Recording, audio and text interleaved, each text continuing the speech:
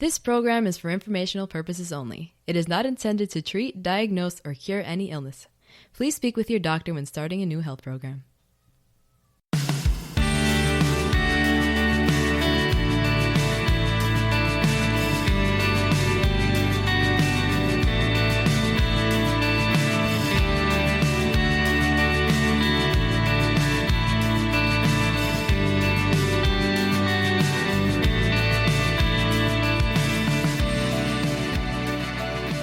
Hello, welcome to Wellness Talk this week. I'm George Batista, your host, and always your steadfast wellness advocate. Wellness Talk is a show that goes over the latest in health, healing, and nutrition. We take the mystery out of supplements, and we bring a little science to the unscientific, and hopefully you learn some cool things on this show, because it's about empowerment, right? We kind of empower you to take some of the information from here, digest it, and see if you can apply it to your life. Hope you guys are having a wonderful day and a wonderful week. Platinum Nutritionals, as always, is where all the articles are housed. You can check those out and see if they make sense to you if you want to do some reading on them. And just make sure that you like, share, and subscribe because we're on a lot of platforms. We are on, whether it's BitChute or MeWe. We're also on, Apple Podcasts and all those types of things. So just make sure that you check us out. We're also on YouTube as well. But again, like, share, and subscribe no matter where you're listening to. So this week we got a lot of information to share. Okay, so we're going to be highlighting this week, just when you thought vitamin D was powerful, well, we just find out there's more and more stuff on vitamin D. And sure enough, we've got that this week. So we're going to do a couple of highlights on vitamin D. And the first one is from Linda Doberstein from Wellness Resources, and its new discoveries highlight the importance of vitamin D. So we're going to go over that and find out what the new discoveries are. And then, piggybacking on that, I've got all the major studies on vitamin D when it comes to COVID. We're looking at about 145 studies, all rolled into one. This is a meta-analysis, and we're going to talk about what those studies uncovered about vitamin D and COVID and how good it is when you're dealing with COVID in general. So I think you're going to get a lot of cool information on this because it just demonstrates the power of vitamin D. And it just demonstrates what we talk about on this show constantly, about how important it is to make sure you're getting your vitamin D up every single day and then checking it to see where that number is, because that's the number one thing you should be doing, among other things, obviously, but that's the number one thing I think that you should be doing these days going into the winter months, because it's already cold out there. At least it's very cold where I am, but that's a whole nother thing. Then we're going to talk about the 10 benefits of sweet potatoes to improve your health. I bet you didn't think that sweet potatoes didn't have 10 benefits, but they actually do. So we're going to talk about exactly what's in the sweet potato that is so beneficial. I love sweet potatoes. I eat them, and it's funny. I've probably eaten them more in the last 5 or 6 years than I have in my whole life. I was never really a big potato eater, I guess you could say. But you know what? I've really learned to like them, and I guess it also depends on how you make them, right? There's so many different ways when you're boiling a potato, when you're mashing it, or however you're eating it. But either way, has some fantastic benefits. Again, this is from Amber Sayer from the manual, so we'll go over that. Then we're going to go over a popular antioxidant linked to pain relief. And this is from University of Naples, November 22nd, 2021. And we'll talk about that antioxidant and new research on it and why it's good for pain relief. And finally, we're going to talk about one of my favorite supplements, and a supplement that's actually there's been a lot of studies on, especially in Europe, but also in the United States. And again, it's one of my favorite supplements to use for a lot of different reasons, and that is CoQ10. So this is CoQ10, the 5 benefits of CoQ10, including enhancing physical performance and preventing migraines. And this is from Ashley Latterer and that's from insider.com. So we'll talk about the importance of CoQ10 and why you need it as you get older, and the new science on it. So there's a lot of information that we've got to share with you today. So let's get right to it. So first, we're going to talk about new discoveries about vitamin D. They highlight the importance of vitamin D, which is from Linda Doberstein. That's Wellness Resources. Now, I've talked about vitamin D constantly on this show. It's the number one thing that I advocate going into the winter months. And we know that vitamin D does many, many things, right? It's immensely important for your bones, for your dental health, for your growth, development, immune system, mitochondria, energy production, genetics, colon health, blood sugar metabolism, thyroid hormone function, cholesterol management, and so much more. Now, every cell in your body uses vitamin D, and it's involved in tons of gene signaling. So let's talk about some more benefits that we're highlighting here. Highlights of vitamin D and brain health, okay? Vitamin D is intimately involved with neurological processes in your brain, especially with your nervous system, okay?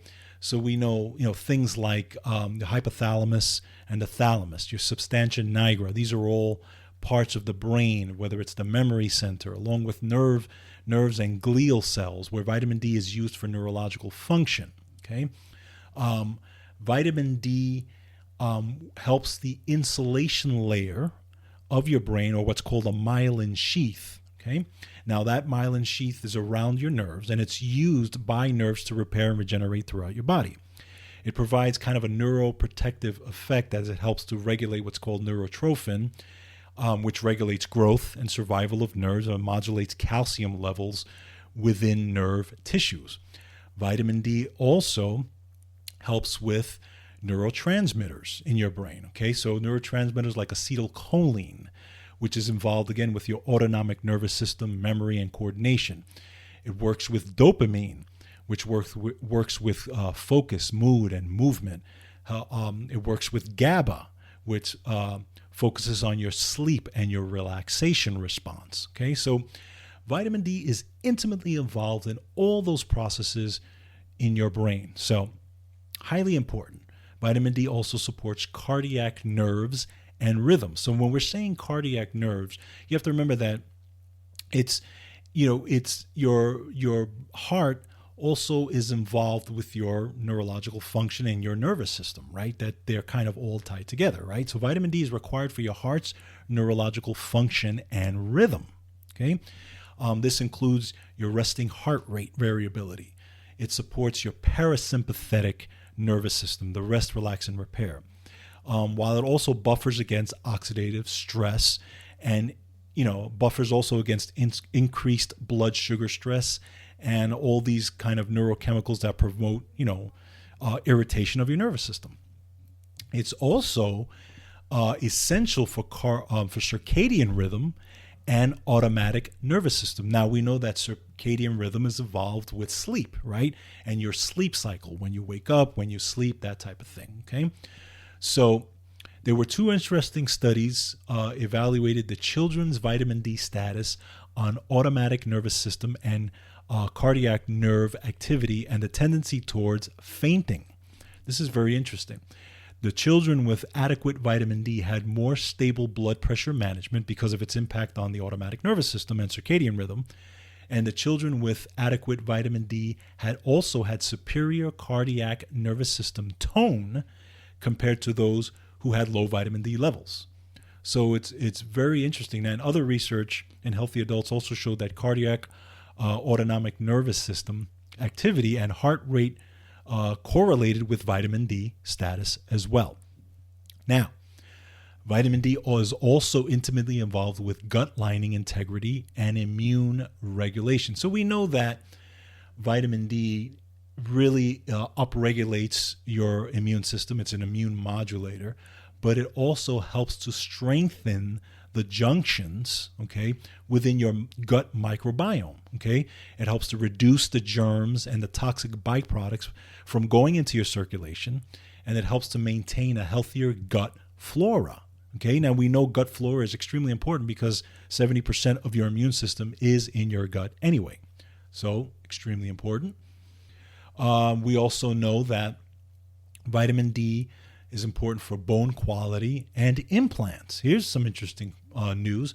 Vitamin D plus calcium is equated with bone density and strength in young and old alike. Now, vitamin D status also affects bone management and strength with joint replacements and dental implants.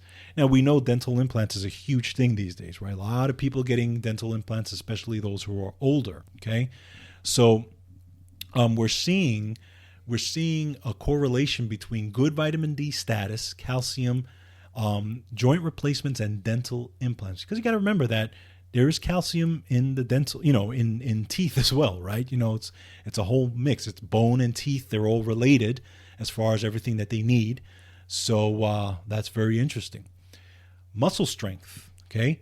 Muscle strength, mobility, and joint comfort are also affected by vitamin D status. Now, studies show the elderly folks who had improved their vitamin D levels, those who had improved their vitamin D levels had an increase in bone strength and muscle tone, okay? And there was a decreased risk for falls, and fractures and stuff like that. So, extremely important. Now, here's another one, vitamin D in hair. The health of your hair also depends on your vitamin D status. The studies evaluated significant hair loss showed that individuals with higher levels of vitamin D had less hair loss, not less hair, but hair loss, compared to those with inadequate vitamin D levels, okay? And low vitamin D status was associated with increased oxidative stress to hair follicles and activated immune mechanisms that contributed to hair loss, while higher vitamin D levels protected hair follicles. So think about it. Those who are dealing with things like alopecia, right? Losing your hair as you get older. We know that, hair tends to fall out in the shower, that type of thing when you're getting older. So if you're keeping your vitamin D status high as you get older, you most likely will have less chance of hair loss, or at least, we know that there's always some hair loss as you get older, especially women who are dealing with menopause and getting into their older years. But at least if you could try to mitigate that a little bit with higher vitamin D levels, very, very important. So, that's good research regarding vitamin D, as well as all the other stuff we know about it. Now, optimal levels, we want it between 50 and 80 nanograms, right? That's where we want it. I always say above 50. But you don't want it, to me, 25 is low, even 30 is low. Now, a lot of doctors say, 30, 35 is okay. I don't agree with that at all, because the thousands and thousands of studies show that optimal vitamin D starts at least at 40 and up. Okay, now I say 50. So, again, the biggest thing is you want to get your vitamin D tested, and you want to see where that number is. If that number is not at 50, you want to get it up to above 50. If that number is 25, you really want to get it up there. Now, what are the dietary sources? You got fatty fish, beef, liver, egg yolks, dairy, fortified foods, those types of things. Mushrooms provide, valuable amounts of vitamin D. But again, if you're on a plant-based diet, you're not eating, or let's say you're not getting, or you're vegan, you're not getting eggs, you're not getting beef, you're not getting fish or dairy, you definitely want to make sure that you are supplementing. But, and keep in mind that when you're in the sun, 20 minutes gives you 20,000 units, roughly, okay? So, but at least a good place to start in my book is 1,000 units. I think that's a safe place to start for most people. And keep in mind that your vitamin D, or everybody metabolizes vitamin D differently, right? It depends on your age. It depends on your, if your how your stomach is metabolizing things, right? Is your stomach in good shape, or your intestines are in good shape or not? It depends on your body weight. Okay, vitamin D also is affected by body weight. The more body weight, the bigger you are, the more you need. Okay, so all these things depend, and keep in mind that if you're on medications, right? Medication, statin drugs, steroids, prednisone, all those types of things, they can deplete or interfere with the production of vitamin D. So all those things to keep in mind, especially during these months, very, very important. Now, we're going to piggyback on that, and we're going to add, if you go on platinumnutritionals.com, you're going to see that we have posted 144 studies by 1,283 scientists on vitamin D for COVID. This is extremely important, okay? Because this is a meta-analysis of 144 vitamin D studies for COVID. I mean, this is probably the biggest of the studies that they've done, I think, since all this started, okay? So let's take a look at what they have. And this is from, by the way, you can also check this out at c19vitamind.com. But again, I have it all in one document on platinumnutritionals.com. So those of you who are nerds and want to look at every single study, we have them all posted there and referenced. You can look at the links on there, click on them, and you can actually check them out for yourself. They're all posted. Okay. So what did they find with these 144 studies? So what they did was there was different types of studies. There was sufficiency studies, which analyzed the outcomes based on vitamin D levels. They found that confounding factors may be significant. And then there were treatment studies, which was directly analyzing the effect of vitamin D treatment on COVID.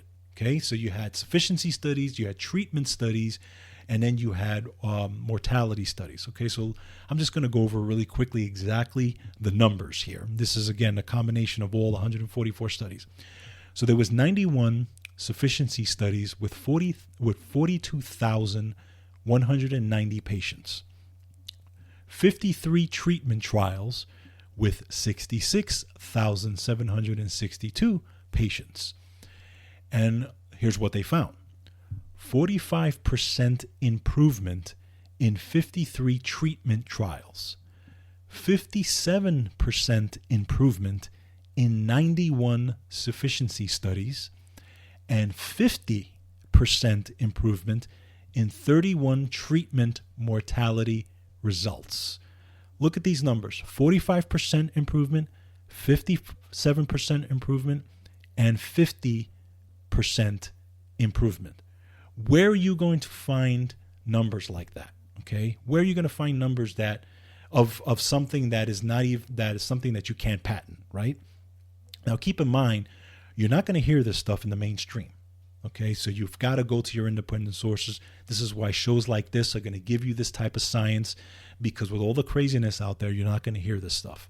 But this is very, very significant information on vitamin D. Now, keep in mind, sufficiency studies, they show how strong an association, they show a strong association between vitamin D sufficiency and outcomes. Okay, so this is very, very significant information. This is the most comprehensive information on vitamin D that you are going to find to date when it comes to COVID. So I think this is fantastic information. Now, again, I always recommend, I always say that it's always easier to prevent the problem than it is to fix it when you have it, okay? And again, if you have COVID or whatever you have, whatever you end up with, if you're starting your vitamin D when you are already sick, it's going to be much harder to deal with and much harder to improve when you are sick versus before you were sick, okay? So for example, if you get COVID or you get a cold or a flu when your vitamin D is 30, it's going to be much more difficult to deal with versus if you get it when your vitamin D is 50. It's just that simple. So that's why I say, I'm of the opinion that everyone's going to get exposed to COVID no matter what. So plan for it just in case. Get your vitamin D up. And this is showing that how important it is and how effective it is. So again, you want to take a look at it, platinumnutritionals.com, fully referenced. All the information is there. Good stuff. Next, the health benefits of sweet potatoes to improve your health. This is by Amber Sayer on the manual. Now, a lot of people don't know that sweet potatoes are actually considered what's called tubers. Okay, a lot of people think that they're often categorized with other root vegetables such as beets and carrots, but again, they're actually called tubers. Okay, so Now, I love sweet potatoes, and again, I like to prepare them, many different ways. But I even put a little coconut oil in them, right? Healthy fat with the carb of the potato. It's just so delicious. But let's talk about the benefits. So, first of all, sweet potatoes contain many vitamins. Okay, sweet potatoes are lauded with high vitamin A content, but they also provide other key vitamins. Okay, so 1 cup, 200 grams of sweet potato, including the skin, provides a whopping 760% of the daily value of vitamin A, 65% of the daily value of vitamin C, and 20% of the daily value of B vitamins. Okay, good stuff. Number 2, sweet potatoes provide essential minerals. Now, again, 1 cup of 200 grams sweet potatoes, including the skin, by the way, contains 50% of the daily value of manganese, 27% of the daily value of potassium, and 16% of the daily value of copper. Okay, and by the way, I recommend if you're going to eat the potato, let's say you're going to boil a potato or however you're going to prepare it, to leave the skin on, because the skin provides a lot of that nutrition. Now, I know there are some people that don't like the skin, and I get that. I like to eat it with the skin. The skin really doesn't bother me, but I know I'm getting that nutrition. Number 3, sweet potatoes aid in digestion. Why? Because they're a great source of soluble and insoluble fiber with roughly 6.5 grams of fiber per cup of cooked flesh and skin. Okay? So, that's fantastic. Number 4, sweet potatoes may protect your vision. Why? Because, again, they're one of the best dietary sources of vitamin A and beta carotene. Now, a carotenoid that supports healthy vision by protecting eye cells from free radical damage. That's what a carotenoid does, right? But vitamin A deficiencies have been associated with different forms of blindness and vision impairments. Why? That's why they talk about carrots, but potatoes are also extremely important in this. Number 5, sweet potatoes may reduce the risk of cancer. Why? Because the sweet potatoes are very high in antioxidants. Now, keep in mind that the orange, red, and purple sweet potatoes are particularly rich in antioxidants. Just like, I always say when you're eating a fruit or this type of thing, when you have the darker colors, that's the more important and the more rich antioxidants are in that food. For example, grapes, right? You're eating the green grapes versus the dark grapes. The dark grapes are going to be they're going to have more antioxidants in those dark grapes versus the light grapes, right? So that's the way it is. Now, sweet potatoes contain what's called anthocyanins. So I've talked about that on the show before. And anthocyanins have been found to inhibit the growth of certain types of cancer cells, such as colon and bladder and stomach and breast cancers. Okay. Number 6, sweet potatoes may improve brain function. Now, have a sweet potato with vitamin D. How about that? So the anthocyanins in sweet potatoes have also been associated with improvements in learning and memory. Now, this was in animal studies, but you can try to equate that to human studies as well. I think it can work. Number 7, sweet potatoes are good for your skin, okay, and your hair. Okay, the vitamins and antioxidants in sweet potatoes, such as vitamin E and A, support healthy hair and skin by increasing cell turnover and nourishing follicles. Again, vitamin D did that as well. Wow, we get some great information on here, huh? Number 8, sweet potatoes support your immune system. Okay, why? Because they have a good amount of vitamin C. Okay, now obviously they don't have all the vitamin C you need. That's why you need to supplement. But if you're eating the sweet potatoes, you're getting a good amount of vitamin C as well. All right, so very important. Number 9, sweet potatoes may help you lose weight. Why? Because depending on your dietary needs, sweet potatoes can absolutely be a part of a healthy weight loss program. They're filling, number 1. They contain complex carbohydrates and fiber. And keep in mind, when you have that combination, it tends to lead to more lasting fullness. Now, medium-sized sweet potato contains approximately about 110 calories. Now, also, it depends on what you put in it, right? Because remember, if you're putting butter on it, that type of thing, calories are going to jump up. But the caloric density is relatively low compared to, other stuff, right? Like dairy products and meats and stuff like that. And number 10, sweet potatoes are versatile, right? So what can you do? You can fry them, you can bake them, you can boil them, you can mash them, you can saute them, you can grill them, right? And they're delicious, especially, again, if you're preparing them. I like them mashed, I like them boiled, or I like them baked.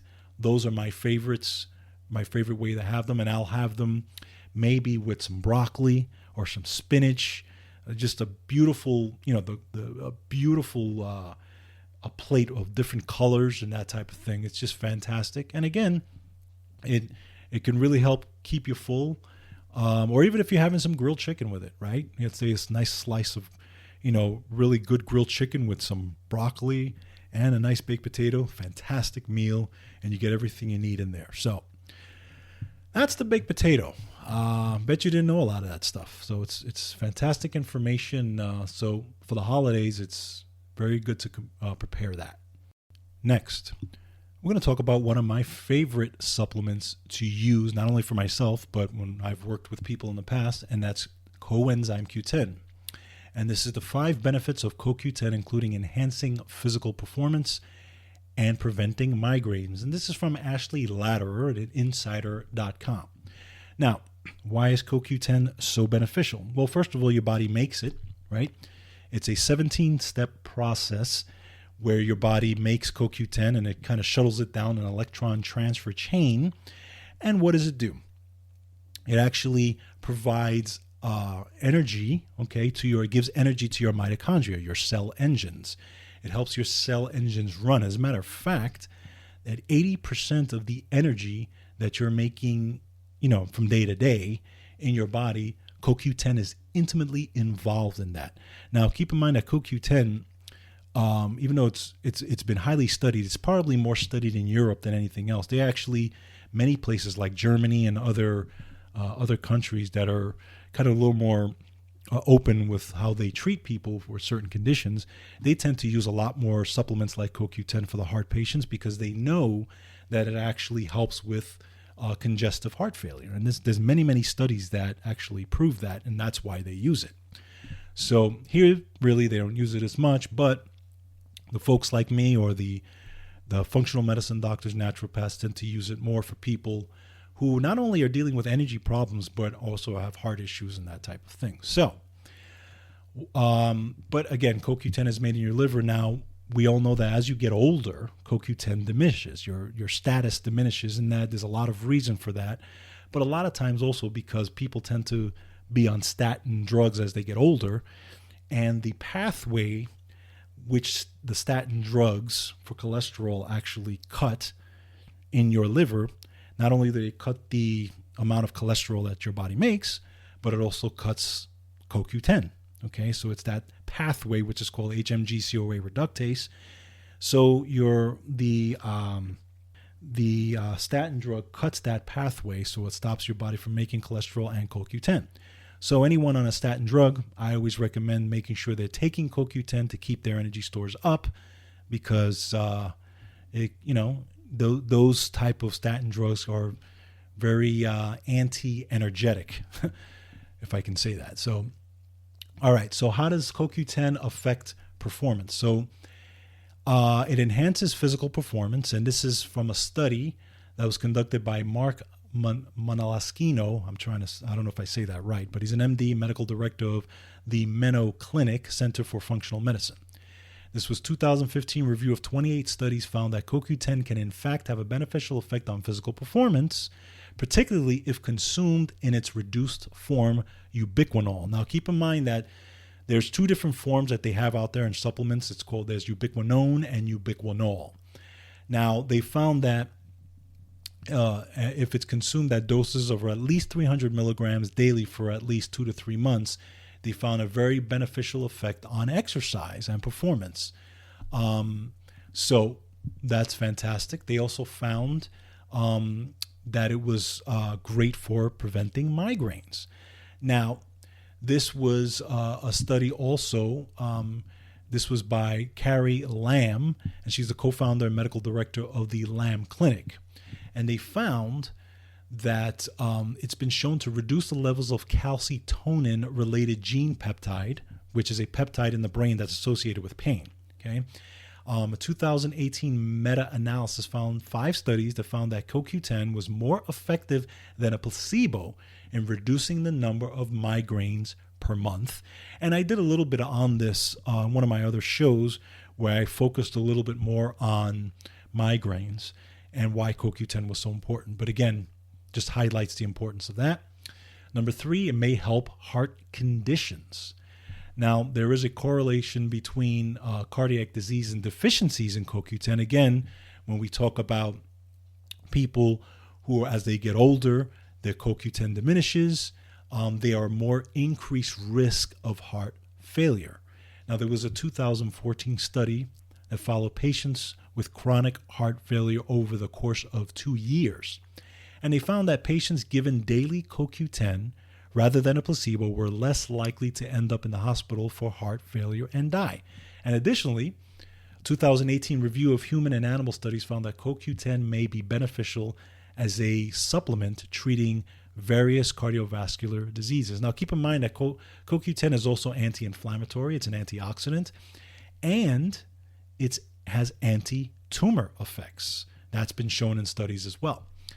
And it not only it helps to reduce the side effects of cholesterol medicine, which I've gone over, and it may help improve diabetes. Now, there was a small 2014 study that showed 12 weeks of CoQ10 supplementation helped decrease fasting blood sugar levels in people with type 2 diabetes. So, I say all that to say this, get your CoQ10 in supplement form. I would say after 40, start supplementing with CoQ10 because, again, it naturally diminishes as you get older. Now, you can get CoQ10 in things like oily fish, organ meats, whole grain foods, things like sardines and that type of thing. But again, you have to eat so much of the CoQ10 to get the amounts that are necessary, okay? So a typical daily dose can range from 100 milligrams to 200 milligrams, which is what would about typically depending on where you're getting your CoQ10, typical capsules contain about 100 to 200 milligrams. But if you're dealing with any kind of cardiac issues or you're on statin medication, I would recommend at least 100 milligrams, all the way up to 200 milligrams, depending on what you're dealing with. So very, very important. And again, as always, I recommend Wellness Resources. You can get CoQ10. They have many CoQ10s. They have the new ubiquinol form and the ubiquinone form. So you guys can pick whichever you like. But check it out. CoQ10, very, very important as we age. And finally, we have a popular antioxidant linked to pain relief. This is out of the University of Naples, Italy. Now, what is that popular antioxidant? It's called alpha lipoic acid, or ALA. Now, many people may have heard of alpha lipoic acid, and it's typically used a lot for people with diabetic problems. A lot of people use it for that, but there's other good effects of alpha lipoic acid as well. So people with pain or unknown causes who took alpha lipoic acid experienced less pain than a placebo group, and that was a double-blind study in biomedicine and pharmacotherapy. And this most recent trial enrolled 210 non-diabetic men and women with mild or moderate joint pain, neuropathic pain, or muscle pain of unknown cause. Now, the participants received 800 milligrams or 400 milligrams of ALA per day or placebo. Now, what were the results? People who received ALA had a significant improvement in their pain after 2 months of intake, while the placebo group didn't report a difference. And ALA was similarly effective for all sources of pain considered. And it was also known to be safe and well tolerated, which it is. Now, keep in mind that alpha lipoic acid operates as an antioxidant. It works synergistically as part of the antioxidant network. And, it's also shown to be protective of nerves, eyes, kidneys, the heart, and the pancreas. And it's been clinically tested in humans, and especially in Germany. In Germany, again, is one of those things they use in Germany a lot for over 30 years because they support nerve health. But it also stimulates insulin signaling, okay, which supports glucose uptake in muscle cells as well as the metabolism of triglycerides in muscles. And this helps, again, with people who tend to be prone to be diabetic, or people who are, getting into diabetes and those types of things. And it's also excellent as an exercise companion. So this is fantastic news for alpha lipoic acid because, again, it's not only for nerve health, not only for diabetics, but it's also great for pain relief. This is new information on this. This was literally published on November 22nd, so it's brand new information we're bringing you here. We're bringing you some great stuff. We empower you here to get you the latest news on it so you can take that and use it however you like.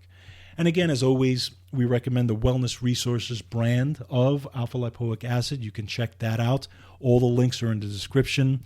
By the way, they're having fantastic sale this month regarding many of their supplements, so make sure you check those out. All the links are below. All right, so that's pretty much what we got. I told you we had a lot of information for you this week, and so hope you got a lot out of it. Again, Platinum Nutritionals, go check it out. Make sure you like, share, subscribe to this information. We're always bringing you top-notch, empowering information here with the scientific information to back it up. And, hope you guys enjoy it. So have a great day, everybody. Take care. And as always, stay healthy. Take control of your health.